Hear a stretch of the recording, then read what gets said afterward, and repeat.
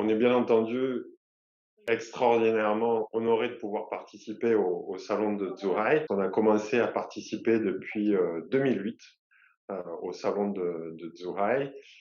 Et comme vous le savez, Dassault Systèmes, ça fait plus de 40 ans maintenant qu'on emmène toute l'industrie de l'aérospace et de la défense à travers la transformation de cette industrie. Le salon de Zhuhai, c'est aussi l'occasion de démontrer quelles sont les possibilités technologiques qui s'offrent non seulement au marché chinois, mais également au marché mondial euh, pour l'innovation dans tout ce qui est aéronautique et défense.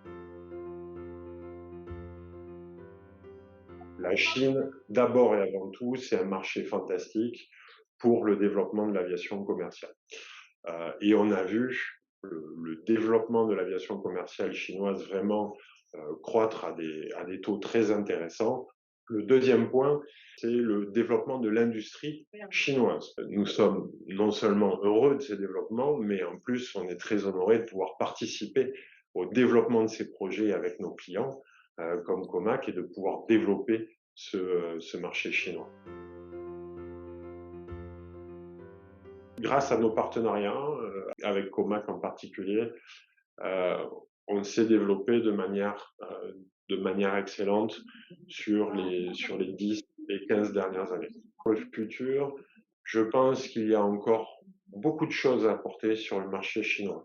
Il y a encore beaucoup d'innovations à amener, il y a encore beaucoup de digitalisation à amener. On a bougé en 2021 officiellement nos headquarters à Shanghai.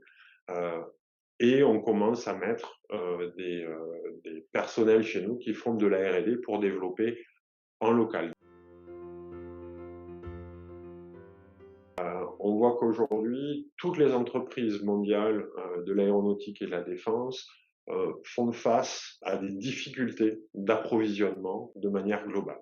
Et je pense que le but dans les prochaines années, ça sera vraiment de pouvoir résoudre ces problèmes d'approvisionnement, de gestion des stocks et de liberté du commerce au niveau mondial.